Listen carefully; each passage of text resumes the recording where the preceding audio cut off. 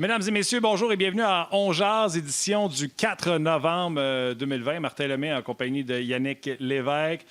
Première fois que vous nous voyez sur RDS Info, ben oui, Yannick et moi, on se fait un devoir social de porter notre masque en début d'émission pour passer notre message qu'on pense que c'est important. Moi, personnellement, j'ai une maman que si jamais elle attrape le COVID, elle n'aura même pas le temps de tester pour savoir si elle est morte du COVID. Elle va mourir avant le test. Fait que pour moi, c'est très important. Mes enfants, même pas parce que je les empêche de voir leurs enfants, mais moi, c'est ce que je pense et je passe mes valeurs à travers notre show. Puis Yannick fait exactement la même chose. Donc, prenez soin de vous, prenez soin des autres également. Si vous ne croyez pas, c'est correct, je respecte votre opinion. Faites juste le faire pour les autres quand même. Puis, vous allez voir, On Jase, c'est un podcast qui a été amené à la télévision, mais les gens qui sont réguliers à ce show-là sur le podcast sont habitués d'aller sur rds.ca et d'interagir avec nous, que ce soit sur Facebook ou sur rds.ca, pour interagir avec nous et nos invités. Vous voulez poser vos questions, allez-y, gâtez-vous. On est là pour ça. Yannick Lévesque, salut le chum. Salut Martin, grosse soirée hier. Je sais pas si tu as fait comme moi puis que tu as veillé tard. On fait souvent les parallèles entre la politique et le sport. Hier, c'est un bel exemple. C'est pareil comme si j'avais regardé l'antichambre pendant 8 heures de temps. Puis finalement, on ne sait pas à la fin si le Canadien a gagné ou s'il a perdu. Grosso modo, là, ça ressemble à ça un peu la soirée d'hier. Hein? C'est un peu ça, hein? Tu regardais ça un peu? Non, c'est hallucinant. Oui, j'ai regardé ça un peu, Yann, mais tu sais, ça, je dis à ma blonde, j'ai beau être politisé, puis m'intéresser, puis inciter les gens à voter. Mais regardez le show. Écoute, ils sont incroyables à faire ces affaires-là parce que c'est des tendances. Ouais. C'est regarder une petite ligne qui se promène entre Biden puis Trump. C'est interminable. Je me suis couché, moi qui se couche toujours tard à cause du sport. Il n'y en avait pas hier. 10h30, j'étais couché et Morphée venait de venir me bercer. Puis tu vois, je me suis levé un matin puis c'était pas fini encore. Fait que regarde, tout est beau. Puis en plus, on a un gros show. Ouais. Ouais, t'es chanceux, tu t'es couché tôt. Moi, c'est pas le cas. J'ai veillé à 7 heures en espérant avoir un résultat, puis c'est pas arrivé. Fait que tu vois, même chose, mais j'ai 3-4 heures de sommeil de moins que toi aujourd'hui, mais c'est pas grave. Hey, t'allais dire gros show, puis on va en parler. On va faire un parallèle aujourd'hui avec les élections américaines. Oui, c'est sûr qu'on va en parler. Mais là, attends, je veux dire bonjour aux réguliers. Jonathan est là, Olivier est là, Pat, tout ça. Mais là, Olivier, il dit c'est-tu moi ou Martin qui a grisonné entre hier et aujourd'hui? On va vous dire une affaire. Je ne suis pas plus gris qu'hier, mais on dirait que je viens de me faire les cheveux au spray net gris.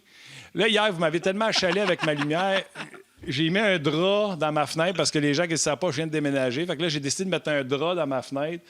Puis là, je suis sorti, mon gars, on dirait que je suis gris bord en bord. J'ai l'air de Bernadette en 1960. Je ne sais pas ce qui est arrivé. Mais là, regardez, c'est l'éclairage.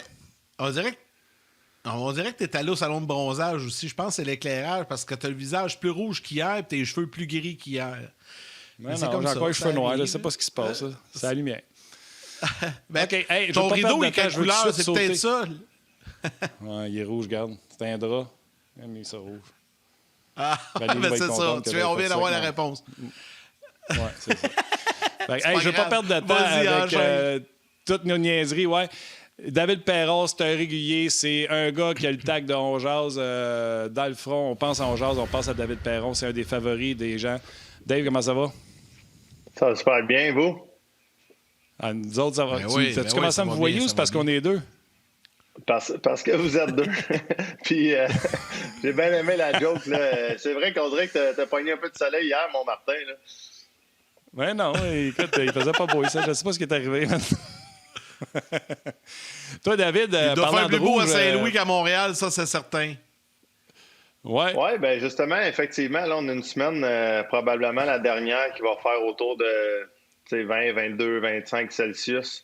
Ça l'avait cassé pas mal la semaine passée, puis là, c'est comme revenu pour une dernière semaine. Donc, on en profite pour jouer un petit peu au golf, faire des choses qu'on ne pourra pas faire prochainement. Parlant de rouge, moi, je suis allé voir la carte du Missouri pour voir si c'était plus Trump ou plus Biden.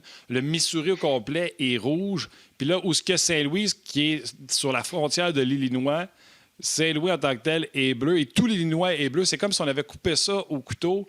As-tu fallu que tu barricades ta maison, David, si tu es en plein milieu de l'hémisphère rouge et l'hémisphère bleu? Non, aucunement. Ça s'est super bien passé. Regarde, c'est intéressant, là, comme tu l'as mentionné, avec l'Illinois si proche, Saint-Louis qui est pratiquement entre les deux, la rivière qui sépare avec l'Illinois. Donc, on a quand même une bonne perspective des deux bords de la médaille, soit républicains ou démocrates. Donc, les gens ont parlé. Regarde, il y a eu plus de votes qu'il n'y a jamais eu, je pense, dans l'histoire jusqu'à date. C'est pas terminé, comme vous l'avez mentionné. Ça s'enligne pour Biden. Donc, les gens ont parlé. C'est ça qui est intéressant. Oui, les gens sont allés David, voter nous, parce ici, que c'est ce qu'on nous demandait, qu'ils votent et qu'ils aillent aux urnes. Puis tu peux juste chialer dans la vie sur ton politicien seulement et uniquement si tu as voté.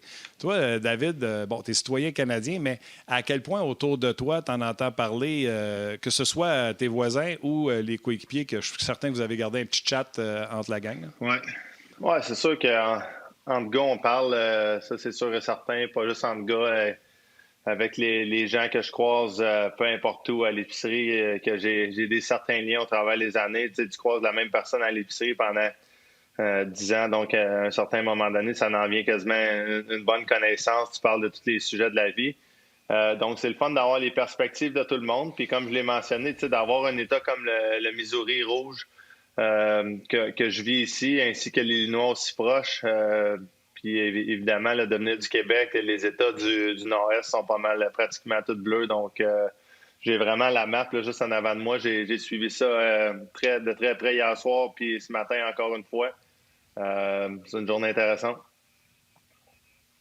David, tu sais, nous, au Québec, on a une perception, je pense, différente. Puis là, je parle pas du côté politique. Là, je parle de la situation. Tu sais, ici, au Québec, on a une perception que, tu sais, aux États-Unis, là, c'est très divisé, que ça risque de brasser, ça risque de sauter à tout moment.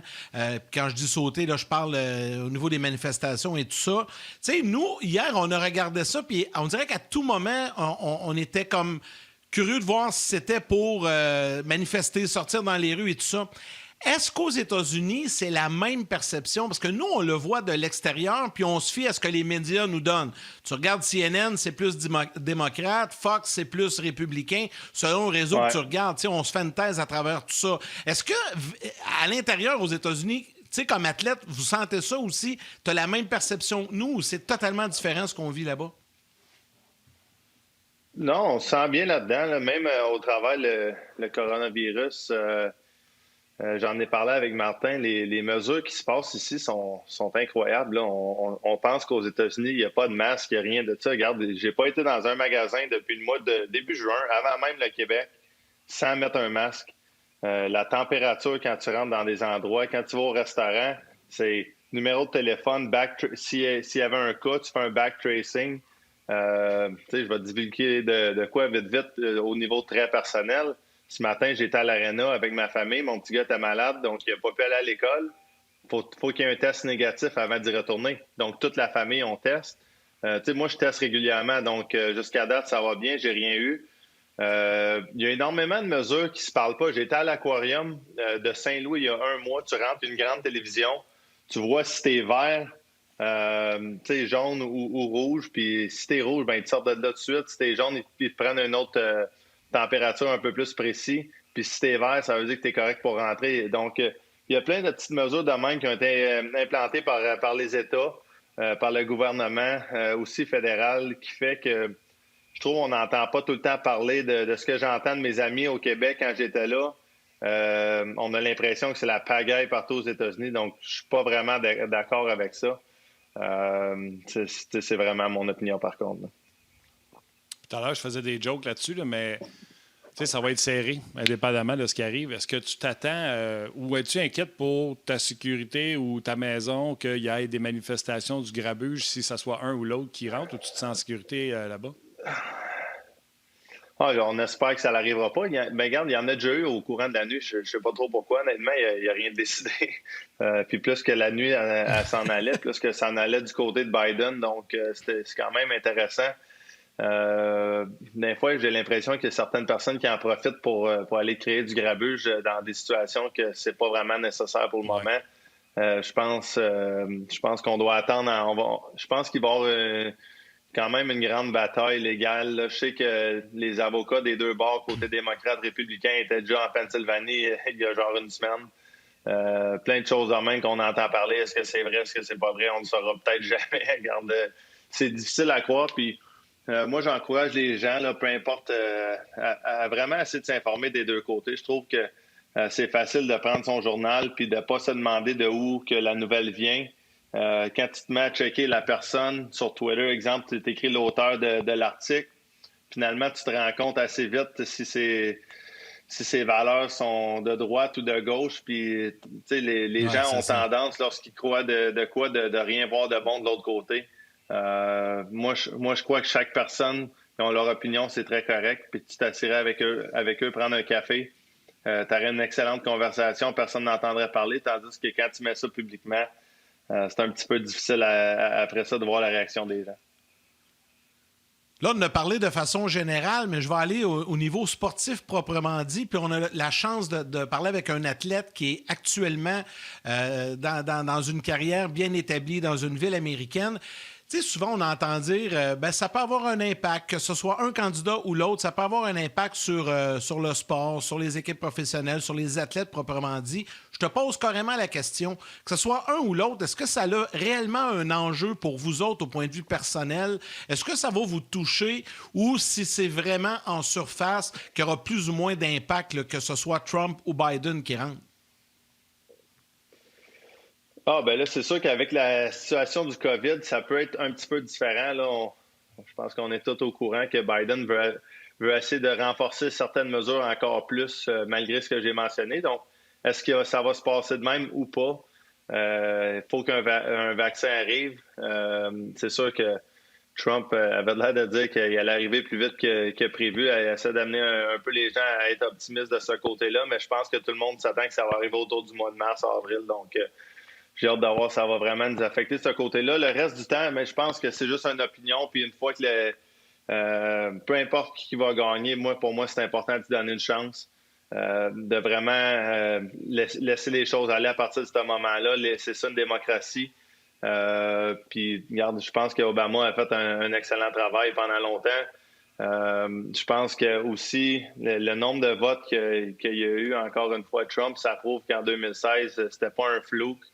Il y a énormément de support aussi aux États-Unis. Puis ça, les gens, faut qu'ils se rendent ça dans la tête aussi.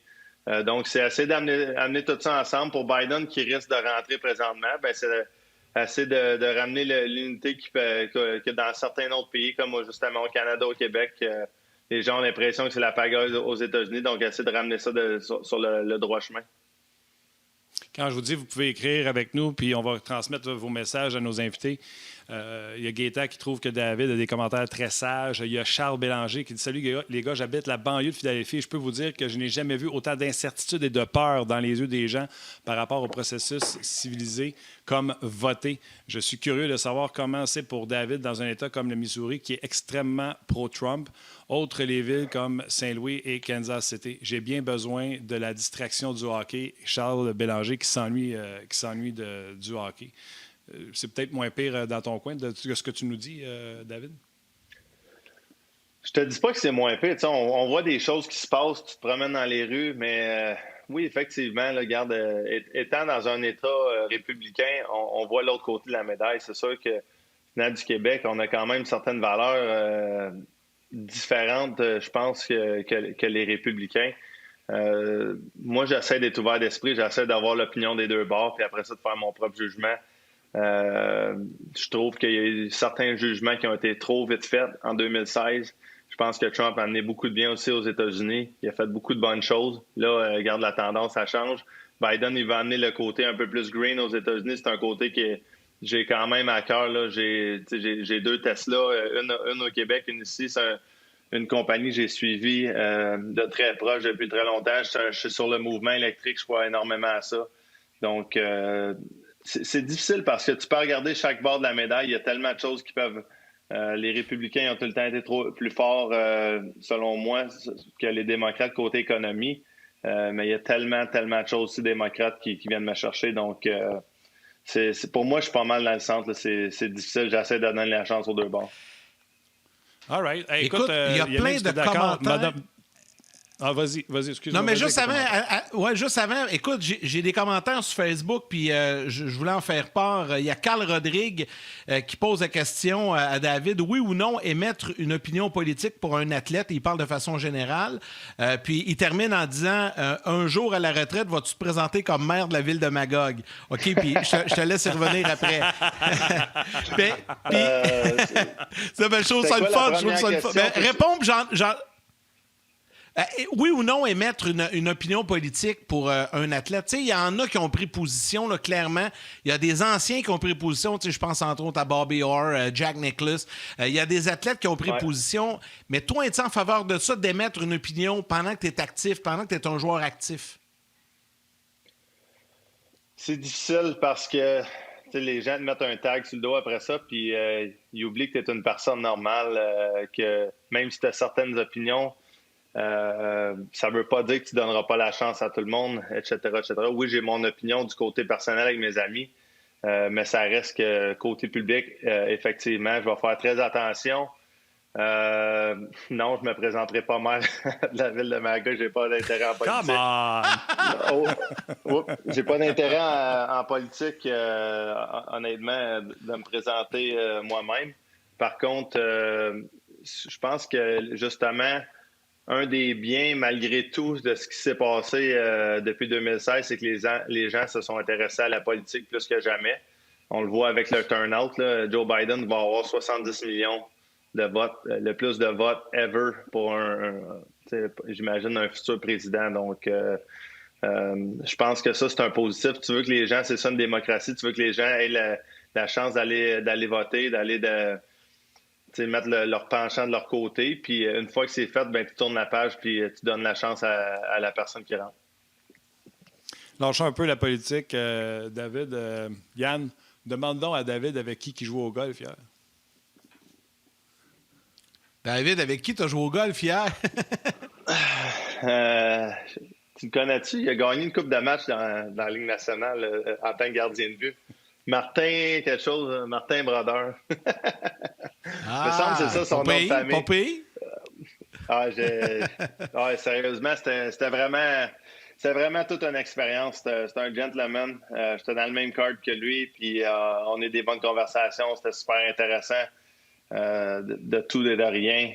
Effectivement, politique, effectivement, sur son travail présentement, sa carrière, etc.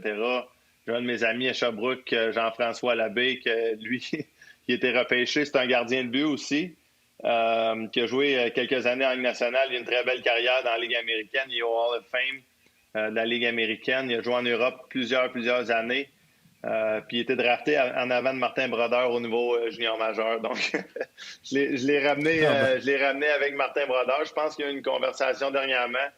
Il y avait un poste ouvert à New Jersey. Donc, les choses de même. C'est le fun de voir que malgré tout le succès qu'il y a eu Martin Brodeur, il est vraiment terre à terre. C'est un gars humble, puis c'est un bon golfeur aussi. Tu n'as pas l'air de parler de lui comme... c'est un bon Jack, je m'entends bien avec. On dirait que c'est comme si c'était quelqu'un qui a joué une autre époque que toi, puis tu lui portes un super grand respect. Tu t'en parles pas comme si c'était body, Jack to Jack. Ça a l'air plus genre, j'ai tellement d'admiration, de respect pour lui. Là, tu en parles avec admiration. Oui, effectivement. C'est pas pour moi d'avoir grandi et de regarder un gars comme lui jouer énormément d'années. Même si j'ai joué quelques années contre lui aussi, c'est quasiment...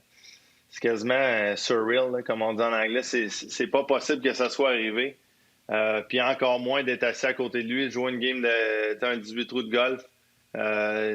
Il m'a traité comme si on était amis depuis de nombre d'années. Donc, c'est tout le temps impressionnant de rencontrer des gens de même. Jonathan Audet. Oui. Jonathan Audet te demande si c'est toi ou lui qui a gagné. On jouait ensemble, en fait, contre deux autres.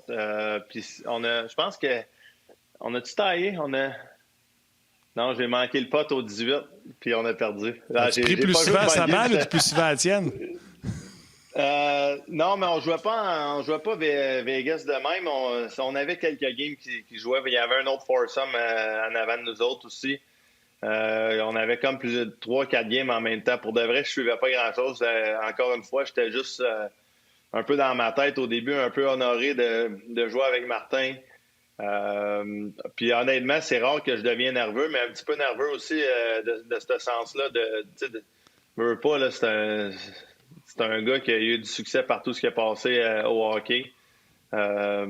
Puis, tu sais, même du côté business rendu au hockey, du côté qui pourrait être directeur gérant, est-ce qu'il a le désir de l'être? Est-ce que, tu sais, il y a plein de petites stories de même qu'on a parlé. C'était absolument intéressant d'y parler. C'était le fun. Hey, David, la dernière fois qu'on s'est parlé, il y a peut-être une dizaine de jours, peut-être un peu plus que ça, 2 semaines, on avait parlé beaucoup d'Alex Pietrangelo. Toi, tu espérais qu'il demeure avec les Blues et tout ça, puis tu y croyais qu'il était pour demeurer là-bas. On connaît la suite. Il a quitté. As-tu eu l'occasion, comment tu as réagi à ça? Puis 2, as-tu eu l'occasion d'en jaser avec lui? Parce que je sais que tu étais assez proche de lui. Là. Oui, très proche. On s'entraîne encore ensemble là, dans ce temps-ci, même sur la patinoire de temps en temps, depuis que notre centre il est rouvert plus aux gars comme lui, justement, maintenant qu'il est avec notre équipe. Je pense que oui, ça a passé proche de rester. Ça reste qu'Alex, d'un certain sens, il est vraiment excité à l'idée d'avoir un nouveau challenge. Ça faisait 11-12 ans qu'il était à Saint-Louis. On a gagné, il a amené un peu l'impossible à l'organisation de gagner la Coupe Stanley en tant que capitaine, que c'était jamais arrivé. Donc, c'est probablement déjà un des top 3-4 joueurs de l'histoire des Blues d'avoir joué là. Il y avait certaines choses intéressantes de son côté. S'il restait avec les Blues, Jersey retired, Hall of Famer, meilleur joueur ever joué de l'histoire. Donc, je ne sais pas à 100% tous les détails, mais j'en ai, étant donné que je suis très ami avec lui, il m'a conté certaines choses privilégiées que je vais toujours garder en dedans de moi, entre moi et lui. Mais ça reste que je sais qu'il est vraiment excité à l'idée d'aller à Vegas présentement, avec une équipe, avec une organisation qui veut vivre le même sentiment qu'on a vécu il y a quelques années avec David, les Blues. Donc, David, c'est ça qui est ça. Laisse-moi t'arrêter. Les gens à la télé, on s'arrête quelques instants, puis sur le web, on poursuit, bien sûr. Pas de problème. David, excuse-moi, ouais, c'est la nouveauté. Maintenant, on filme le podcast qui est présenté à la TV d'RDS, mais nous, on poursuit comme dans le bon vieux temps. Quand tu parlais de Pietrangelo, là, l'aspect de rester, bien sûr, c'était pour visiblement moins de sous, parce que si ça avait été autant de sous, il serait resté. Mais c'était versus les sous versus l'héritage qu'il aurait laissé à Saint-Louis, c'était dans ça. T'sais, on en parle souvent que les gars parlent d'argent, mais il y a une fierté aussi là-dedans d'être traité comme il se doit, mais aussi d'être un all-time St. Louis Blues. Ouais. Puis il l'est déjà. Il y a encore des très, très, très bonnes chances que son jersey soit retired, même qu'il ait 40, 45 ans, il va revenir. C'est un gars qui, tu le vois, il n'est même plus avec l'équipe, puis il reste encore ici parce que sa femme vient d'ici. Il y a beaucoup d'amis de la famille ici maintenant. Donc, ça ne me surprendrait pas qu'il fasse son retour à Saint-Louis après sa carrière non plus, là, ou peut-être même durant les étés. Donc, pour moi, c'est quand même une décision qui m'a surpris de ce côté-là. Je m'attendais que ça allait probablement aider énormément tout ce que je viens de dire. Encore une fois, pour certains détails qui n'ont pas marché, il a décidé d'aller à Vegas. Puis on voit la structure du contrat, on voit qu'il y a son no move. L'idée d'aller jouer à Vegas, c'était l'excitation du propriétaire là-bas, l'organisation, la ville, le fanbase des gens en quelques années seulement qui ont vécu le succès, puis que là, chaque année qui ne retournent pas à la finale de la Coupe Stanley, ils commencent à sentir c'est quoi comme les autres fanbases, que ça fait plusieurs années qu'ils n'ont pas de succès en série, ils commencent à avoir de la douleur de ces années-là qui ne fonctionnent pas. Donc, sont vraiment là, excités d'ajouter Pietrangelo, puis je pense que lui, c'est la même chose de son côté. Toi, ça te fait suer? Excuse-moi, Yann, je vois, mais ça te fait suer que ton chum s'en aille? Tu sais, je sais qu'une fois que le coup est fait, tu vas pouvoir lui donner des bons tips sur Vegas parce que tu aimais ça là-bas. Mais moi, je suis convaincu que les gens qui nous écoutent se posent la même question que moi. Moi, si on m'enlève mon meilleur chum sur le show, Yannick, on est juste deux. Fait que, mettons, on m'enlève Yannick ou Luc, j'ai une réaction à ça. Quand ton meilleur chum, là, on le trade ou il s'en va parce qu'on lui offre pas le contrat qu'il voulait, toi, t'es-tu en tape et t'as-tu envie d'appeler le directeur gérant et dire qu'est-ce que tu fais là?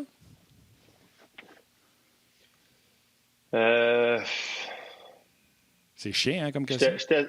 J'étais trop impliqué des deux bords de la médaille. Fait que c'est difficile à parler. Tu sais, Oui, j'ai eu des conversations aussi avec le directeur gérant au travers de plein de... Je pense qu'il a rendu après un certain nombre d'années avec le genre de relation que j'ai avec Armstrong, ce qui est arrivé. Tu sais, effectivement, là, c'est quand même son travail d'essayer de garder des bons joueurs dans l'équipe le plus possible, jusqu'au point où ce que pour lui, ça fait plus de sens, ou peu importe, regarde, c'est peut-être, c'est-tu l'équipe, c'est-tu Alex, ça, on ne saura peut-être jamais. Mais je respecte les deux bords de la médaille, puis j'ai déjà dit en face à Doug dernièrement, les deux seuls mauvais coups qu'il avait fait dans sa vie, c'est de me changer à Edmonton puis de me laisser aller à Vegas. Donc, à part de ça, ça va super bien son travail. Donc, j'ai aimé qu'il l'ait pris de la bonne façon. Là-dessus, c'est évidemment une farce que je me crois pas là-dedans. Je pense que c'est un des meilleurs directeurs gérants de la Ligue, donc il faut lui faire confiance. Puis encore plus, malgré que j'ai perdu un de mes meilleurs chums de l'équipe, encore plus quand il réussit à faire le move de Torrey Krug. C'est ça. C'était ma prochaine question. Là. Il a quand même fait tout un move. Là. Il en perd un, c'est vrai, mais là, il va chercher Torrey Krug qui s'amène chez vous. Oui, tu as la déception, tu perds ton chum, tu perds un coéquipier, tu perds un leader, mais tu te retrouves pas quand même avec rien devant toi. Tu regardes l'autre qui arrive. Comment tu as réagi à ça? Puis as-tu eu l'occasion de jaser avec Torrey Krug depuis qu'il a signé avec vous autres? Oui, effectivement. En passant, les boys, je trouve ça pas mal plus facile de parler de hockey que de politique publiquement. Donc, j'aime bien ça. Ah, mais t'as bien fait ça! Oui, c'est bon, merci. Je l'apprécie. C'est pas facile. On veut respecter tout le monde là-dedans. Oui, mais regarde, ça a donné justement à Torrey Krug. Moi, je suis le genre de gars, quand on va signer un joueur de même, je vais tout de suite lui envoyer un message texte. Je trouve le moins d'avoir son numéro de téléphone. Je sens qu'il a besoin d'être intégré, de se sentir, surtout un gars comme Torrey Krug avec Boston, qu'on vient d'aller en finale de la Coupe Stanley. Contre lui, il doit s'imaginer qu'il y a encore des petites guerres, que le feu n'est pas éteint, mais pour moi, la page, elle tourne assez vite de ce sens-là. Il est même venu en ville acheter une maison, puis préparer son déménagement. On était prendre un petit drink avec lui, une couple de gars qui étaient en ville. Il est super excité d'être ici. Puis encore une fois, pour revenir à Doug Armstrong, tu vois, même la balance de nos défenseurs. Maintenant, en ayant Krug à gauche, ça permet à Parayko de prendre un plus grand rôle. Probablement, c'est le premier pairing avec Krug. Ça donne la chance à Falk, qui était pas mal souvent sur notre bottom pairing. Puis tout le monde va dire que sa saison a été pas à la hauteur des attentes. C'est ça. C'est ça, qui n'a pas performé comme qu'il devrait. Mais par contre, c'est difficile en tant que joueur quand tu passes, dans son cas, à 23, 22, 24 minutes de temps de glace par soir. Tu tombes à 16, à 17, à plus de power play. Même un certain temps, il ne jouait aucune unité spéciale. Il se cherchait, tu commences à douter de toi-même, tout en bas du mauvais bord. Là, on avait 3 défenseurs droitiers qui faisaient pas vraiment de sens là, pour notre équipe. Donc maintenant, ça va vraiment balancer le top 4. C'est de quoi que c'est sûr que Doug Armstrong a pensé en faisant ce move-là. Donc, c'est plate d'avoir perdu Pietrangelo, mais je pense que les moves qui ont été faits. Puis aussi, l'addition de Carl Clifford, il ne faut pas sous-estimer ça pour notre équipe qui aime ça jouer robuste, qui aime ça jouer d'une façon. Donc, Carl Clifford, selon moi, il va fitter dans notre groupe. Donc, ça va être intéressant. David, on va revenir de la pause pour la télé dans quelques instants, mais il faut quand même que je te pose la question que tout le monde se te pose. Puis tu n'as peut-être pas la réponse, mais tu as un côté joueur que nous, on n'a pas. Vous allez revenir jouer au hockey quand? Ouf, ouais. Mais s'il y a une chose qui est sûre, c'est que je pense que là-dessus, tout le monde, en tout cas, j'espère qu'on va s'entendre là-dessus côté politique, mais c'est sûr qu'il y avait beaucoup, beaucoup de politique dans le COVID, surtout aux États-Unis, des deux bords de la médaille. Donc, c'est sûr que Trump, de son côté, il a essayé de justifier ses affaires, relancer l'économie pour mieux paraître en vue des élections. Puis Biden, de l'autre côté, ainsi que les démocrates, il allait jouer là-dessus sur chaque petite erreur qu'il a faite dans ce courant-là. Donc oui, ça va venir affecter le hockey. Selon le gagnant, on espère de l'avoir bientôt, justement. Je pense que la Ligue nationale attend ça pour probablement se mettre en contact avec le gagnant. Donc, si on imagine que Biden gagne, j'imagine Gary Bettman dans les prochains jours, semaines, dire donc c'est comment tu vois ça, qu'est-ce qui va être différent. Pour répondre à ta question, moi, je ne m'attends pas à début février à cause de ça. Souvent, là, je pense que c'est le 17 janvier d'habitude. Attends une seconde, David. Oui.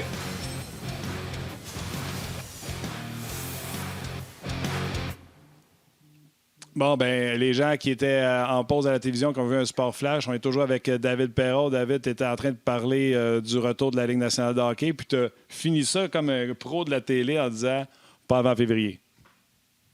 Oui, je ne penserais pas avant février à cause, justement, avec tout ce que j'ai dit.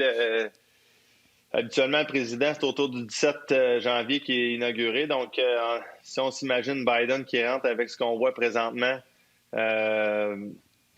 j'imagine que ça va lui donner, avec la Ligue nationale, avec les cas, comment ça se passe aux États-Unis, puis honnêtement partout, même au Canada, à certains endroits. J'imagine que janvier, ça serait un peu trop tôt. Présentement, qu'est-ce qui se passe en background? Ben, il y a plusieurs choses. Côté NHL, ben, c'est sûr que les propriétaires, eux, en n'ayant aucune foule dans les arénas, c'est difficile pour eux de justifier d'essayer de payer tous nos salaires. Puis nous, de l'autre côté, puis il n'y a pas eu énormément de conversations de ce sens-là, mais c'est sûr que c'est des conversations qui vont avoir lieu. Nous, il y a seulement quelques mois, on a une entente de revenir pour les playoffs, d'accepter de faire tout ce qu'on a fait, certains sacrifices, les tests à tous les jours, aller dans une bubble, éteindre notre famille. Mais aussi, en retour, on avait un cap sur l'escroc à 20 % dans la saison qui s'en vient. Puis on avait un 10 % de notre salaire qui était envoyé dans l'année 3 puis 4. Donc, ultimement, on allait être seulement payer 70 % de notre salaire, peu importe ce qui allait arriver si on jouait un match. Puis ça, c'est l'entente qu'on a eue. Donc, nous, on ne dérogera pas de ça, c'est sûr et certain. Tandis que eux, ben, il y a certaines rumeurs qui pourraient dire qu'ils vont essayer de faire le pro rating. Là. Fait que si tu joues la moitié de ta saison, ils vont essayer de dire que c'est ça qu'ils veulent. Là-dessus, je pense qu'on est très bien positionné en tant qu'association des joueurs, étant donné que l'entente a été faite il y a seulement quelques mois. La question, par exemple, je veux juste en être tout cas, sûr ça que je prouve comprenne. une chose. Yann, excuse-moi, juste être sûr qu'on comprend. Ça veut dire que vous autres, c'était no matter what, on va avoir notre plein salaire avec un escroc à 20 %. Puis là, tu me dis que si jamais la saison, faire des chiffrons, c'était 41 matchs au lieu de 82, moitié de saison. Eux, ils aimeraient ça vous verser, si tu fais 4 millions, 2 millions, seulement la moitié de vos salaires. Puis vous dites non, on a signé pour plein salaire. C'est tout ça, je comprends? Il n'y a rien eu de conversation officielle, mais c'est sûr et certain que ça se parle.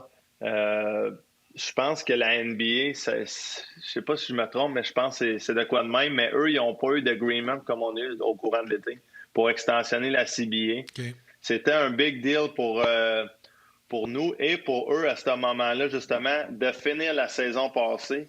Et en retour, ben, ça faisait partie de ça. On avait un cap sur l'escrow. Peu importe l'instabilité qui allait se présenter dans l'année suivante, 2 années, 3 années, peu importe. C'était le max qu'on payait. Donc, c'est ça qui j'imagine qu'il va y avoir une certaine petite bataille là-dessus. Que je blâme pas la Ligue non plus d'essayer. Je veux dire, c'est une business.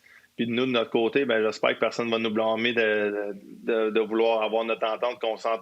On est revenu au jeu, puis ça faisait partie de ça. Là.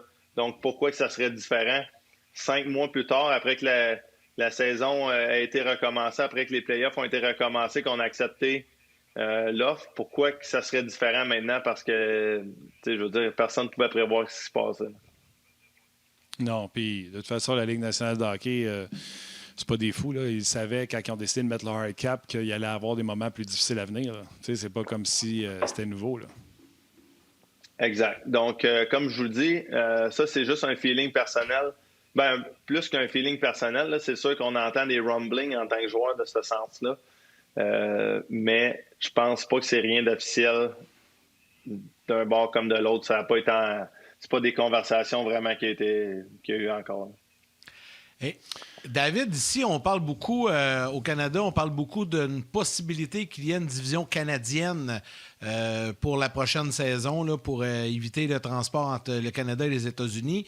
De ton côté, est-ce que vous avez entendu parler de possibles divisions, là, que ce soit dans le sud des États-Unis, dans l'ouest, dans l'est? Ouais. Est-ce que ça s'est jasé un peu? Parce qu'ici, on en parle beaucoup de la division canadienne, mais on n'entend pas parler des autres.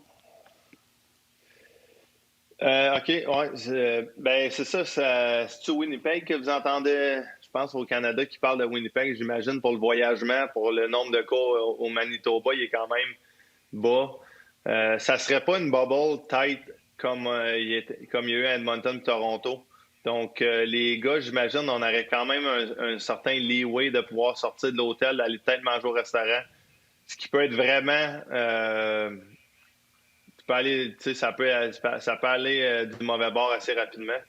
De notre côté, on entend parler possiblement à Tampa Bay, possiblement à Nashville. C'est sûr qu'il aimerait ça avoir un aréna, exemple Tampa Bay, que tu rentres 25 de la capacité. Fait que si tu as 6-7 équipes-là, bon, au moins, tu as un certain revenu qui rentre pour les propriétaires. Ça, c'est encore trop tôt pour dire, mais oui, c'est des choses qu'on entend parler. T'es à quel niveau, avant qu'on te laisse, t'es à quel niveau au niveau de ta forme? T'es-tu genre au mois de juillet, genre début d'été? Parce que comment vous faites pour vous, excuse-moi le terme, comment vous faites pour vous pacer, pour juger là, Ouais. quand est-ce qu'il va falloir vous piquer dans votre entraînement? Oui, c'est ça. Ben moi, je commence là à vraiment pousser la machine plus que j'ai fait d'autres étés même. Je me sentais pas si bien que ça les autres étés. Puis avec l'opération que j'ai eue, ben là, je commence à bien me sentir sur la patinoire. Donc, moi, je te dirais un autre mois, d'après moi, je serais quasiment prêt à faire le retour au jeu. Mais tu sais, ça reste que l'incertitude fait que c'est un peu plus dur sur tout. C'est un peu plus dur sur l'entraînement, sur la diète, sur le sérieux des choses. Donc, j'ai vraiment hâte de savoir un petit peu plus de détails, d'avoir un peu au moins, si on se fait dire qu'on recommence pas, exemple, 1er janvier, ben tu peux un peu là, relaxer la pédale un peu sur l'entraînement, être un peu plus intelligent. Tu veux pas te brûler au mauvais moment, tu veux pas pousser trop fort, trop longtemps.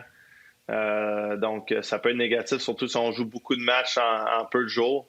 Donc, ça parle de peut-être un exemple dans une ville comme Tampa Bay pour nous, 2 semaines que tu joues 8-9 matchs, puis après ça, tu reviens à Saint-Louis pour 5-6 jours à être avec ta famille. Après ça, tu recommences la même chose jusqu'à temps que tous les États soient rouverts et que tu aies le droit de jouer dans tes arénas. En tout cas, c'était pas mal le fun de te ça va être jaser, intéressant. David. Ouais. C'était bien intéressant. On pourrait jaser encore longtemps. Ah, non, mais ce que je disais, c'est que c'était... Vas-y. On a plein d'autres sujets qu'on pourrait jaser, David, mais la bonne nouvelle, c'est que tu reviens avec nous comme ça une fois par semaine. Fait que la semaine prochaine, il n'y aura pas d'élection américaine. En tout cas, j'espère qu'on va avoir réglé le cas pour savoir qui va être président la semaine prochaine. Fait qu'on va avoir un peu plus de temps pour parler de hockey. Mais t'as super bien fait ça. C'était très intéressant, David.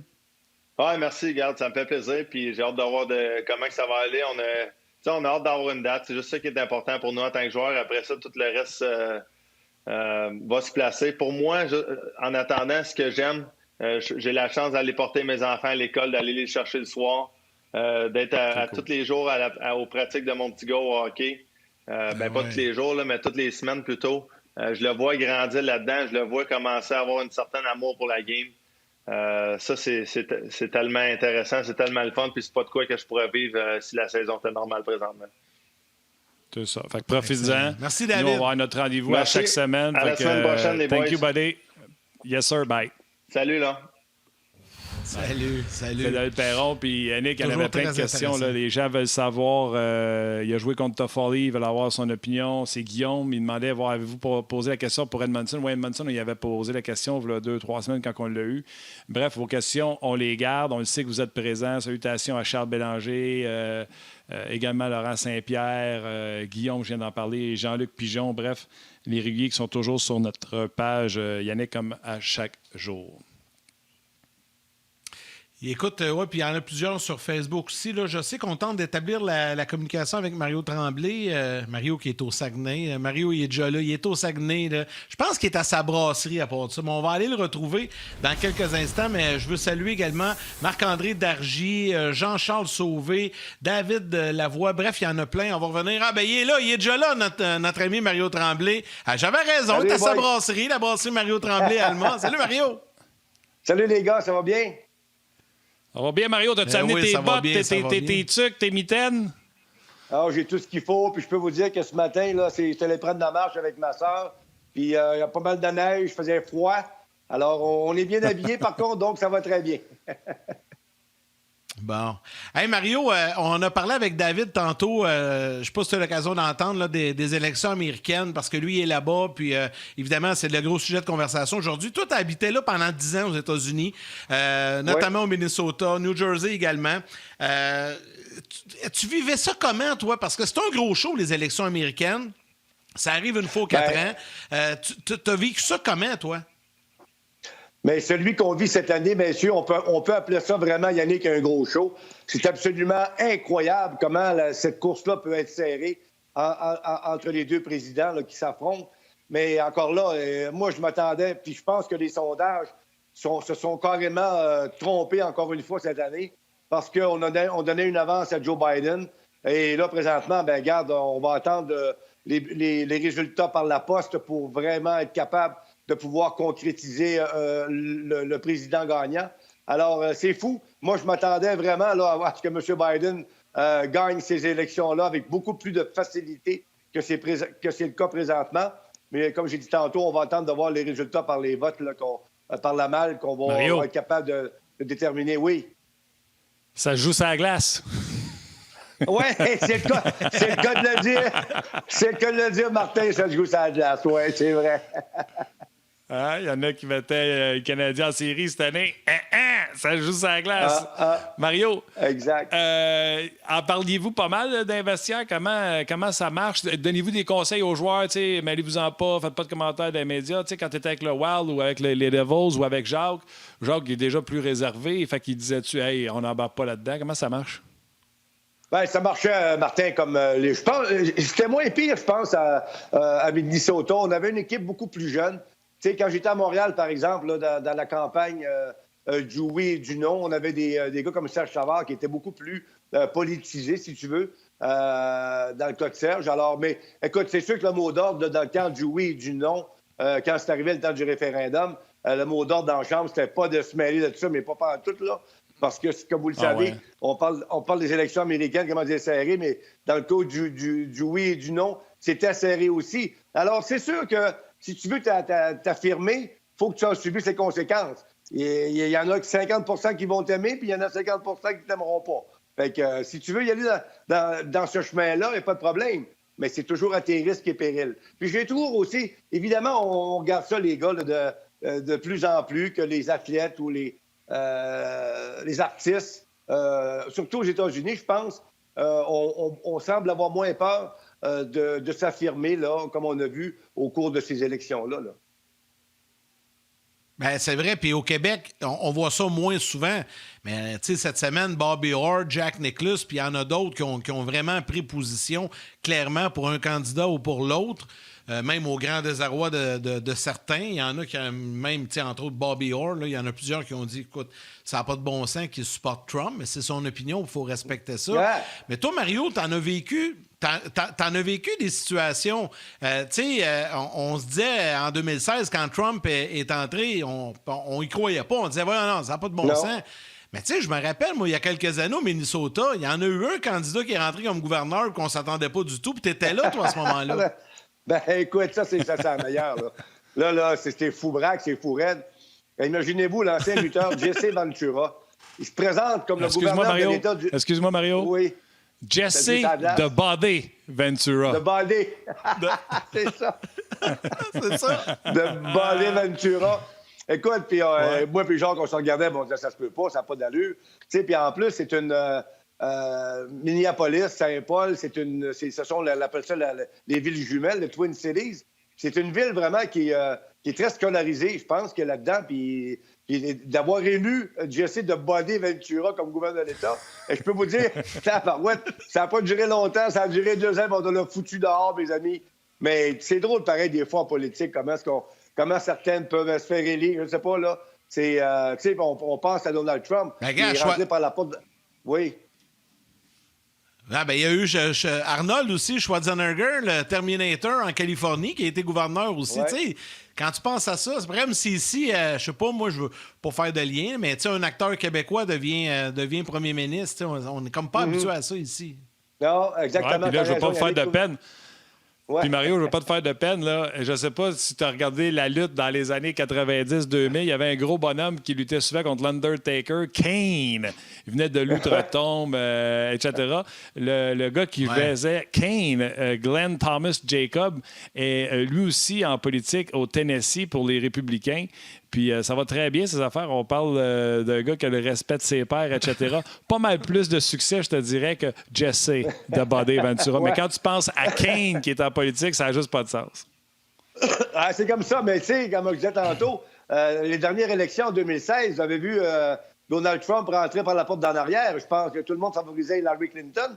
Et moi, ce que je trouve le plus drôle là-dedans, c'est que, tu sais, en raison de la pandémie, lui... il se n'est pas occupé. Il a géré ses affaires comme c'était normal. Il y a eu des décès aux États-Unis. On voit là, comment ça monte, le COVID. Ça n'a pas de maudit bon sens. Puis il y a encore 50 du monde qui vote pour lui. Alors, c'est à dire rien comprendre. Mais Martin, comme tu dis, ça joue sur la glace. Ça joue sur la glace. Ça joue sur la glace. Exactement. Hey Mario, t'as déjà eu, ben c'est sûr, là, je connais la réponse, t'as déjà eu l'occasion de rencontrer des personnages politiques très importants, que ce soit des premiers ministres, des présidents. Je sais pas si tu as eu l'occasion de rencontrer des présidents aux États-Unis, mais sûrement des gouverneurs et tout ça. Il n'y a pas une petite histoire, une petite anecdote drôle qui t'est arrivée au Minnesota, mais pas avec le président des États-Unis, mais avec le premier ministre du Canada? Oui, celle-là, il faut que je vous raconte ça, c'est trop drôle. À un moment donné, on est donc à l'entraînement, puis il y avait le premier ministre Jean Chrétien qui était à Minnesota, justement, puis parce qu'il y avait un de ses garçons qui allait dans une école spécialisée à Saint-Paul. Alors, là, le premier ministre demeurait à même hôtel que nous, puis là, on arrive dans le lobby de l'hôtel, puis on voit les bodyguards, puis là, on aperçoit M. Chrétien. Mais ce qu'il faut que je vous raconte, puis là, Chrétien, lui, il a pris le téléphone, il a appelé dans la chambre de Jacques Lemaire. Et c'est sa femme, Michel, qui a répondu. Alors, lui se nomme, je suis Jean Chrétien, premier ministre du Canada, j'aimerais parler à Jacques Lemaire. Mais Michel, elle savait que Guy Lapointe était là aussi. Il était au camp d'entraînement parce qu'il était un dépisteur pour notre équipe. Alors, à part ça, c'était Guy Lapointe, elle a raccroché la ligne au nez. Bang! Fait que là, on arrive dans le lobby de l'hôtel, puis effectivement, comme j'ai dit tantôt, Jean Chrétien est là, que c'est bodyguard. Fait que là, on va jaser avec, puis... ben oui, il dit tantôt, j'ai appelé dans votre chambre, puis il dit, votre femme m'a raccroché la ligne au nez. Fait que là, le maire, il check avec sa femme. Ah, je pensais que c'était Guy Lapointe qui voulait me jouer un tour. Alors, c'était un peu là, une joke comme ça, mais c'était un fait vécu. Puis M. Chrétien avait été tellement gentil, là. Doug Riceborough l'avait amené visiter nos bureaux, puis l'aréna, puis on sait que c'est un gros fan de hockey, M. Chrétien, d'ailleurs, là. Fait que... Mais ils gardent-tu, ces gens-là, quand tu les rencontres, ils gardent-tu un ton présidentiel ou ils sont un peu plus groupies? Tu sais, Mario, on va se dire la vérité. Je t'en ai parlé cette semaine, on jasait. J'ai commencé à travailler à Cogeco, puis les gens qui me parlaient de Mario Tremblay, ils en parlaient avec admiration. Quand les gens rencontrent des joueurs de hockey actifs ou même, tu sais, le Canadien, c'est spécial, un ancien du Canadien, Serge Savard, Mario Tremblay, M. Cournoyer, les gens changent un peu, ils deviennent un peu groupies. Puis, est-ce que tu as senti la même chose de Chrétien où il gardait son ton de « je suis le premier ministre » ? Non, Martin, c'est un différent homme. Là. Écoute, il était très gentil. Là. C'est comme s'il parlait à ses chums. Là. Regarde, on parlait de hockey, puis il nous demandait comment on aimait ça à Minnesota. Puis, évidemment, on lui a raconté, Jacques et moi, il faut que je vous conte ça. Quand on est arrivé à Minnesota, moi, j'avais jamais quitté le Québec. Avec le Canadien, oui, pour aller jouer des matchs ailleurs. Mais quand on est arrivé à Minnesota, on restait à l'hôtel, un club d'expansion. Et Saint-Paul, dans ce temps-là, on venait de bâtir l'aréna. Mais Saint-Paul, comme tel, c'était vieux. Là. Fait que là, depuis ce temps-là, on a rebâti les édifices. C'est vraiment beaucoup plus beau qu'aujourd'hui que ça l'était quand on est arrivé là. Fait qu'on arrive au camp d'entraînement, puis on arrive avant, évidemment. Puis là, il y avait une exposition de vieilles voitures. Puis moi puis Jacques, on se promenait à travers tout ce monde-là. C'est sûr que personne ne nous connaissait là. Et là, Jacques, il dit, ça fait différent de Montréal, mon Mario, hein? Je dis oui, mais que ça fait différent. On allait dans des restaurants, personne ne nous connaissait. On était comme des purs étrangers. Mais tout ça pour dire que pas longtemps après, là, évidemment, quand la saison a commencé, là, on allait dans ces mêmes restaurants-là. Puis là, le monde nous reconnaissait. Puis là, on signe d'autographe. Puis, mais c'était vraiment une belle ville. Moi, j'ai adoré vivre à Saint-Paul. Jacques puis moi, on était là 9 ans. Puis quand on est parti, là, on avait vraiment de la peine parce qu'on s'était fait des bons amis. Les gens, tu sais, les gens du Midwest, là, c'est des gens qui sont contents d'avoir de la visite, comme on dit. C'est pas comme peut-être dans d'autres États, là. Tu sais, on appelle ça l'État des 10 000 lacs. Ça me faisait penser beaucoup au Québec, les forêts, les lacs, la pêche. Moi, écoute, de chez nous, moi, je restais à Lilydale. On traversait le pont de Saint-Paul. Il y avait à peu près 400 habitants. J'étais à peu près à 10 minutes de l'aréna. Et de 5 minutes de chez nous, je partais avec ma canne à pêche, j'allais mettre la ligne à l'eau. Alors, c'était une place. Puis quand on a parti de là, on est allé à New Jersey. Puis quand on est retourné de Jersey à Minnesota pour la première fois, Jacques et moi, on s'est regardés, puis on avait tous les deux les larmes aux yeux. Tellement on avait manqué, on avait manqué Minnesota. Puis j'ai adoré ça. J'ai adoré. On avait un bon propriétaire aussi. Fait que... C'est incomparable. Moi, j'ai eu l'occasion d'y aller à quelques reprises là, pour mon travail là, à RDS. Puis tu me parles de passer 4-5 jours au Minnesota ou 4-5 jours à New Jersey. Je vais te dire, le choix est vite fait. Là. Même si le climat est un peu plus froid au Minnesota. Parce que à New Jersey, je sais pas si tu restais proche de l'aréna. J'espère que non, parce que c'est pas le plus beau secteur. Écoute, ça n'a pas d'allure. Le Prudential Center, pour les gens qui ne savent pas, là, Mario, tu vas pouvoir me le confirmer, là, l'aréna des Devils, le Prudential Center, là, il a été bâti carrément dans un secteur, je dirais pas un ghetto, là, mais dans un secteur, disons, pas très, très chaleureux. Disons que tu vas pas prendre un café sur un coin de rue pour le fun, passer du temps au New Jersey. Non, d'ailleurs, on t'a averti là, aussi de Yannick puis de pas trop se promener là, tout seul là, autour de l'aréna parce que ça aurait pu être dangereux, tu sais. Mais écoute, autant j'ai aimé Minnesota que j'ai haï New Jersey, là. Heureusement, Dieu merci, j'étais là qu'un an, Martin, parce que c'était pas... Disons que c'était pas dans ma palette trop, disons. Tiens.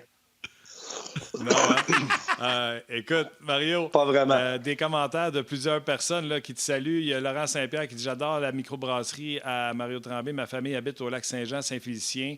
Tremblay, Saint-Pierre, etc. » Je vais continuer à te lire des messages. Je vais juste saluer les gens de la télé qui nous quittent. Nous, on poursuit sur le web. Si vous voulez poursuivre l'entrevue avec Mario Tremblay, ça se poursuit. Sinon, pour la télé, on se reparle demain. Bye-bye. Mario, je lisais des commentaires parce qu'il y a des gens, tu sais, le podcast, c'est RDS, c'est provincial, mais il y a des gens qui nous écoutent un peu partout à travers le monde. Il y a un monsieur de Rimouski, Steven, qui dit que cet été, avec le confinement, tout ça, il a décidé de visiter sa province. Steven qui dit « Je suis allé à Alma et cet été, j'ai été à la brasserie de Mario Tremblay. C'est très beau, j'ai adoré ça. » Carl, il dit « Oui, effectivement, c'est une très belle place. » Fait que là, avant qu'on retourne dans tes anecdotes, là, fais juste répondre à tout le monde qui se demande ton restaurant, il est-tu ouvert? Puis c'est toi qui fais les livraisons pour le Uber Eats? Non, le restaurant n'est pas ouvert, sauf les gens peuvent acheter des produits en ligne. Alors, ils font leur commande ici au restaurant. Ils viennent peser sur la sonnette en avant. Donc, dans la cuisine, on va leur porter les récipients qu'ils ont commandés. Mais le restaurant est fermé depuis lundi, là, parce que, comme vous le savez, dans le cas du Saguenay-Lac-Saint-Jean, on est tombé en zone rouge. Alors, espérons que ça ne durera pas trop longtemps parce que c'est pas agréable de fermer nos commerces. Parce qu'on a eu une bonne été, nous, quand même, comparativement à Montréal, où Montréal était en confinement dans la zone rouge. Alors, nous, on était dans la zone orange. Alors, puis comme le monsieur de Rimouski a dit tantôt, les gars, le restaurant a été rempli à pleine capacité quasiment tout l'été. Alors, c'était super bon parce que, justement, les gens n'ont pas voyagé en Europe, dans d'autres coins du monde. Alors, on a décidé de rester au Québec. Puis ça a été bon, justement, pour les régions, la Gaspésie, Saguenay-Lac-Saint-Jean, la Beauce. Alors, on a vu un paquet de monde. Les campings étaient remplis à pleine capacité, les restaurants étaient pleins. Alors, on a quand même eu une bonne été. Mais comme j'ai dit tantôt, malheureusement, pour les restaurateurs de Montréal et de Québec qui étaient fermés, eux, alors, pauvres autres, ça n'a pas dû être facile. Mario, dis-moi. Moi, Martin, là, juste te dire, là, puis attends. Martin, attends un petit peu. Juste avant, je veux juste dire de quoi. Moi, là, je me rappelle d'avoir été à la brasserie à Mario, à Alma, avec Mario et la gang de l'antichambre, il y a peut-être 7, 8, 9 ans. Là, ça fait un bon bout de temps. Mais on était reçus là, mon ami. T'en souviens, Mario? On a fait un show à Bagotville et tout ça.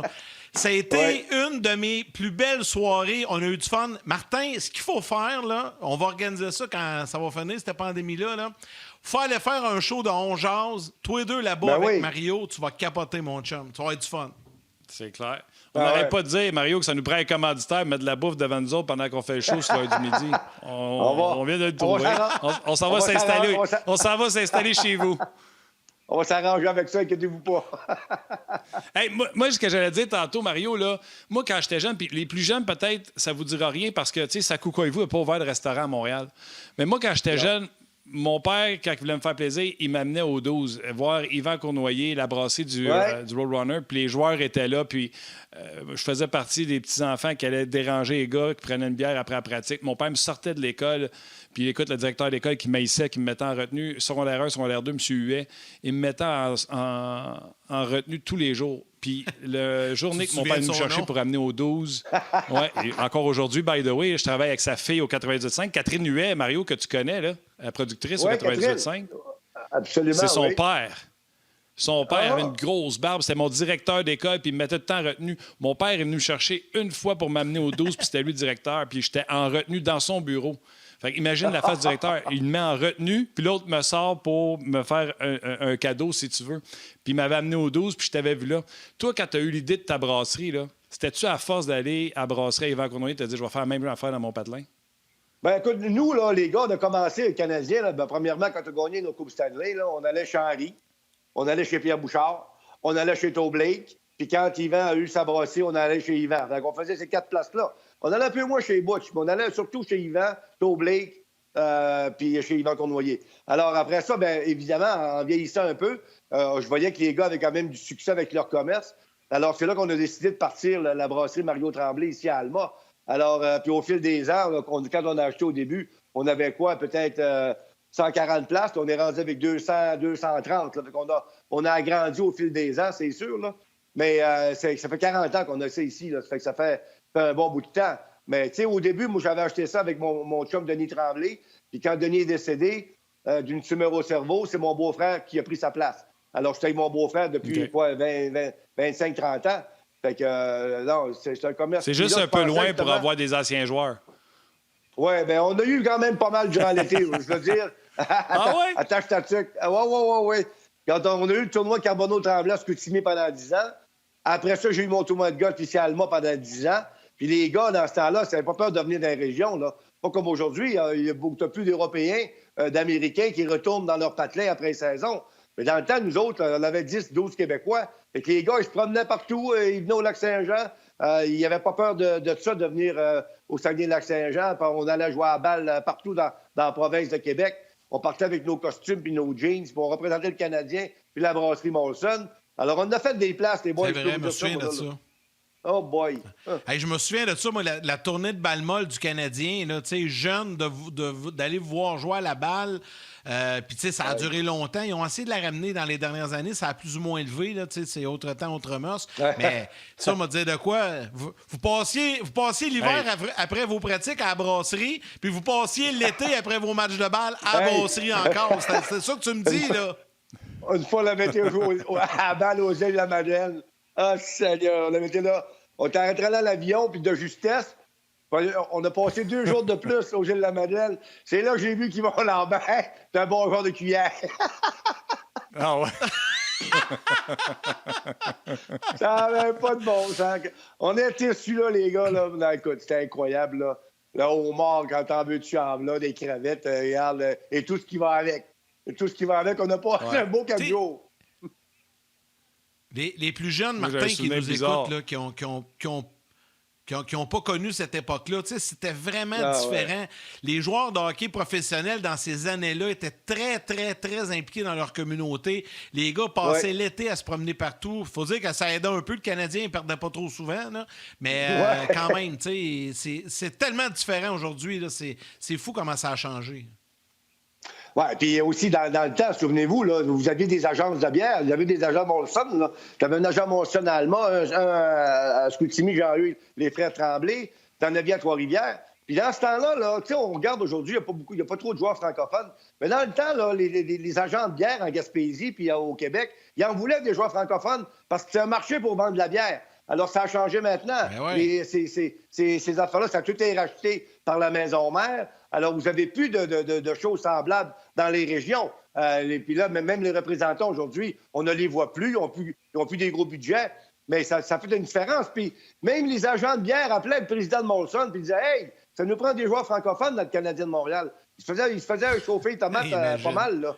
Puis c'est pas le cas aujourd'hui, là. C'était comme ça dans ce temps-là, là. Oui, ben moi, je fais partie de ceux qui pensent que si jamais il y a une équipe à l'autre bout de la 20, ça va revenir, les francophones. Hey, c'est sûr que ça ne nuira pas. Ça ne nuira pas, Martin, c'est sûr. C'est clair. Moi, j'ai un souvenir poche de Balmol. Mon souvenir, les gars, là, c'est d'avoir vu Stéphane Richer à Balmol pour le Canadien, y avoir vu la grosseur des cuisses dans un pantalon de baseball. J'avais dit, ce gars-là est surdimensionné. Écoute, il était fort comme un train, hein, Mario? Ah, c'était écœurant. Puis non seulement c'était un bon joueur de hockey, mais c'était un excellent joueur de balle. C'était un bon golfeur, c'était un bon athlète dans tous les sports. Puis nous autres, ben c'est ça, là, tu sais, on joue au hockey, mais l'été, on joue à la balle. Là. On joue pas au hockey 12 mois par année. Fait que l'été, on commençait à s'entraîner juste vers la fin de l'été. Là, je vous ai perdu, ça se peut-tu, là, ou quoi? On a... Non, t'es là, Mario. Non, t'es revenu, t'es là. C'était une commandite de ta brasserie qui passait, Mario. Ah, bon, OK, parfait. Merci, les gars, de gentil. Alors, j'étais rendu où, là? J'ai perdu le fil, là. Que je jouais au baseball l'été. Tu parlais de... Oui. C'est ça, la balle molle et tout ça. Ben exactement, c'est ça. Bon, on joue à la balle l'été tout le temps avec le Canadien, oui, mais même ici dans la région, j'ai joué à fastball, on a joué à balle molle, on a joué à balle donnée, on a des tournois partout, Saint-Félicien, Chicoutimi, Labbé, on courait ça l'été, là. On commençait à s'entraîner vers la fin de l'été. Là, maintenant, les joueurs s'entraînent plus régulièrement pendant toute la saison, quasiment 12 mois par année maintenant. Mais dans mon temps, c'était pas comme ça. Là. On avait le goût de faire d'autres choses. Là, on est dans des souvenirs, dans des anecdotes, là, puis je sais qu'on arrive vers la fin, mais Martin, c'était pas prévu. Je vais vous en raconter un petit souvenir de jeunesse. Puis Mario, je te l'ai pas parlé, fait que tu sais pas pantoute où je m'en vais, mais je suis pas mal sûr que tu vas t'en rappeler. Juste pour comparer la différence des époques entre aujourd'hui et les années 80, 70, 80. Tu sais, aujourd'hui, on verra plus ça, là. Moi, là, j'étais un petit gars de Sorel. En 1986, j'ai 13 ans. Pierre Mondoux joue pour le Canadien, qui est un gars de mon coin également. Pierre se blesse en 1985 à un œil. Tu es obligé de prendre une retraite prématurée. Et en novembre 86, l'équipe Midget 3, qui est dans mon coin, les Riverains du Richelieu, organise une soirée hommage à Pierre Mondoux. Écoute, le Colisée Cardin est rempli à pleine capacité. Moi, j'ai 13 ans, un petit boboule sur le bord de la bande avec mon manteau du Canadien parce que je tripe sur le Canadien, puis je vais être proche, puis j'ai le nez fouiné partout. Là, tu vois le genre, là, tu sais, je suis au banc des joueurs. Bon. Et puis, j'ai aucune idée de ce qui s'en vient. Moi, dans ma tête, à moi, c'est on honore Pierre Mondoux. Donc là, ce qu'on fait, c'est qu'on le présente. Et là, Pierre arrive sur la patinoire du Colisée Cardin, dans sa ville natale, habillé avec l'uniforme du Canadien, puis fait un tour de patinoire. Puis là, tout le monde capote. Il y a 3000 spectateurs. Mario, c'est sûr que tu vas t'en rappeler. L'année avant, Pierre, il jouait son trio. C'était Mario Tremblay, Mats Naslund et Pierre Mondoux. Vous jouiez ensemble. Vous étiez toujours ensemble. Là, il y a l'annonceur maison qui dit « Pierre, je pense que Pierre n'était pas au courant non plus. Pierre, on a une surprise pour toi, mais en même temps, pour les 3000 spectateurs, on a de la visite qui tenait à te rendre hommage. » Et là, on est en pleine saison de hockey. Là, le Canadien jouait le lendemain, genre, c'est un vendredi soir. Là, et là, tu vois arriver par un coin du Colisée sur la patinoire Mario Tremblay et Mats Naslund avec leur uniforme du Canadien qui embarque sur la glace pour faire un dernier tour de piste avec Pierre Mondoux. Écoute, j'en ai des frissons encore aujourd'hui. Ça, c'est un souvenir marquant de jeunesse. J'avais 13 ans. Mais imagine ça aujourd'hui, là, en pleine... On a de la misère à avoir une entrevue avec un joueur pendant la saison. Tu te rappelles de ça, Mario, cette anecdote-là? Tu t'en souviens-tu? Tu racontes ça, j'ai encore des frissons moi aussi, puis je m'en souviens comme c'était hier, Yannick. Puis Pierre était tellement ému, était tellement content, parce que Pierre Mondoux, pour moi, c'est comme un frère. Hein. On était ensemble, on était souvent ensemble, on a eu du plaisir ensemble. Nos femmes étaient souvent ensemble aussi au match. Alors, puis cette soirée-là, le mémorable pour l'honneur de Pierre, comme tu as mentionné tantôt, Yannick, d'autant plus qu'il vient de Sorel. Alors, ça avait été vraiment une soirée extraordinaire.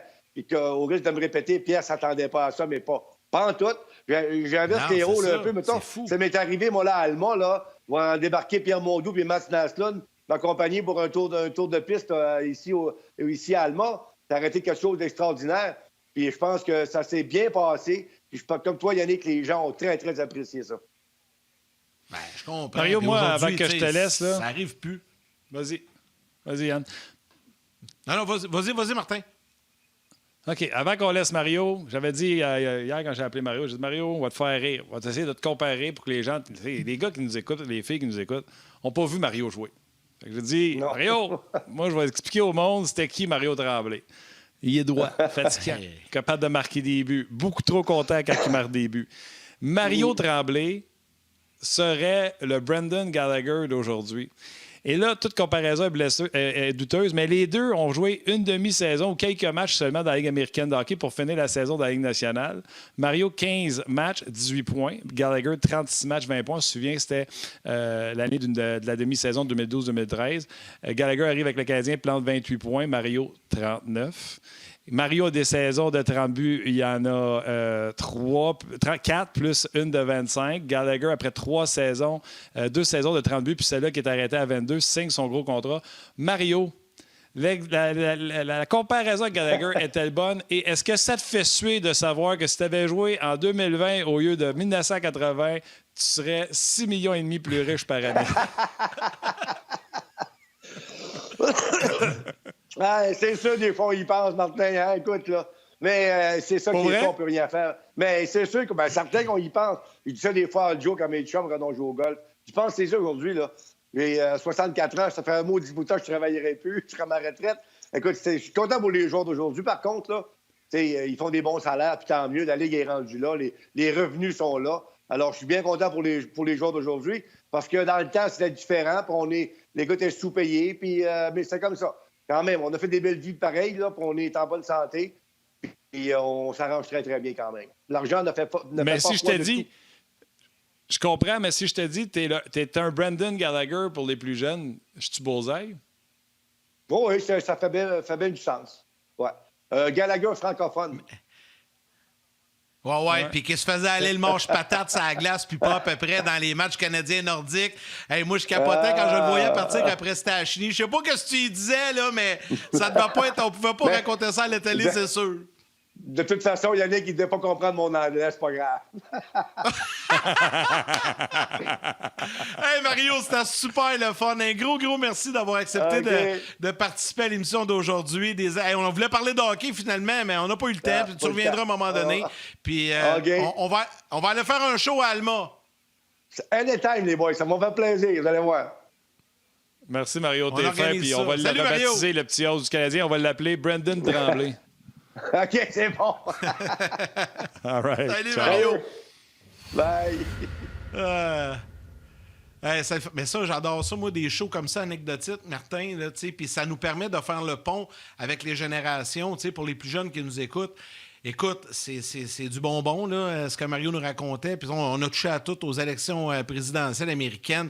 Puis écoute, je pensais pas compter mon histoire de jeunesse là, quand j'avais 13 ans, mais c'était ça pareil. Moi, j'ai aimé le bout de ce que tu t'es auto-identifié. Moi, j'ai aimé le bout où tu t'es auto-identifié, le petit gros sur le bord de la bande.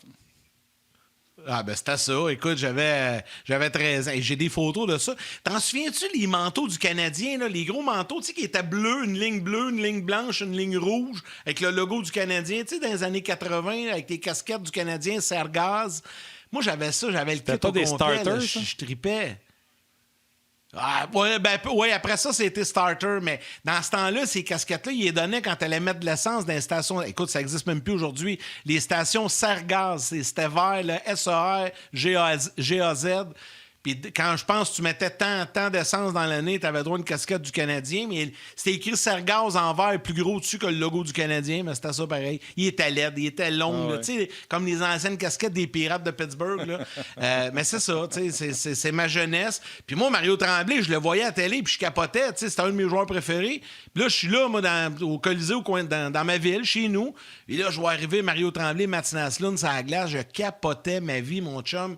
C'est fou, tu sais. Mais ça, aujourd'hui, aujourd'hui là, que c'est la même situation, peu importe ce que vous êtes dans votre ville natale, tu es à côté de sa bande, puis tu vas arriver, mettons, Brandon Gallagher, puis tu vas arriver Tyler Toffoli, par exemple, sur la glace, qui viennent à Saint-Jérôme, là, les jeunes, ils capotent, c'est sûr. C'était ça. Mais dans ce temps-là, c'était le fun parce qu'on pouvait leur parler. Parce qu'ils parlaient français. Ouais. Aujourd'hui, c'était un petit peu plus compliqué là, pour le petit gars de cette île. Là. Il ne peut pas trop jaser avec son joueur, tandis qu'à l'époque, il pouvait jaser avec Carbeau, il pouvait jaser avec Mario, il pouvait jaser avec Pierre Mondou et ces gars-là. Bref, on a fini. Ouais. C'était un bon show. Je pense que c'était le fun.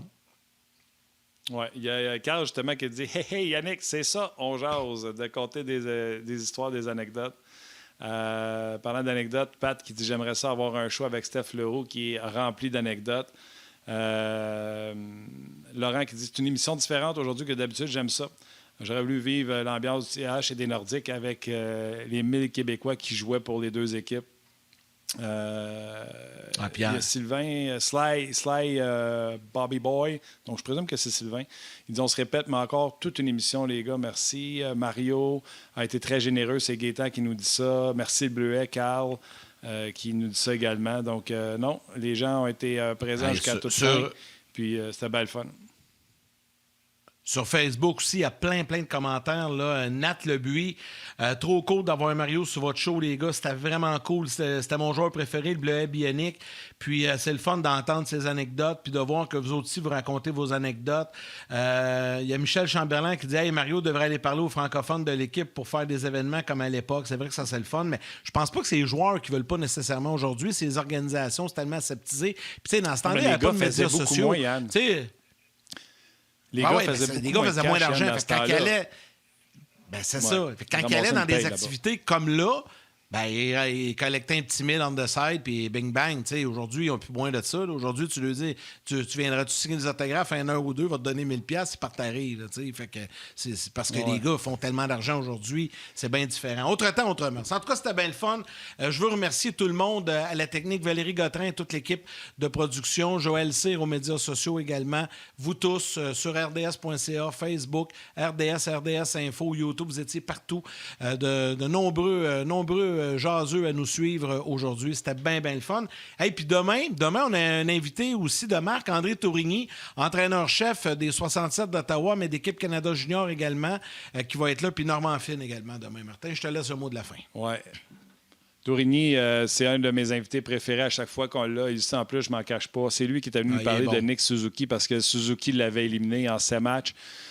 Puis c'est lui qui avait fait le comparable entre Suzuki et Ryan O'Reilly. Puis je pense que les gens avaient trouvé que Tourigny en mettait un petit peu trop. Pourtant, André avait coaché O'Reilly avec Colorado.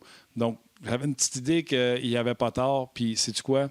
Il y avait pas tort, selon moi, en parlant de Suzuki de la sorte. Fait que oui, on va pouvoir parler de hockey junior, mais pourquoi il a invité Goulet? À quoi il s'attend, Goulet? C'est un tournoi de 19 ans. Est-ce qu'il s'attend à ce que Goulet soit bon? Il a invité également Hendrix Lapierre. Écoute, il n'a pas peur des bonnes questions. Lapierre, Goulet, dans la même équipe, on va pouvoir les comparer, c'est sûr. Donc, il y a tellement de sujets qu'on va pouvoir parler avec lui. Puis tu en as parlé. Flinner met tout le temps le feu un peu sur le show. Donc, soyez là demain.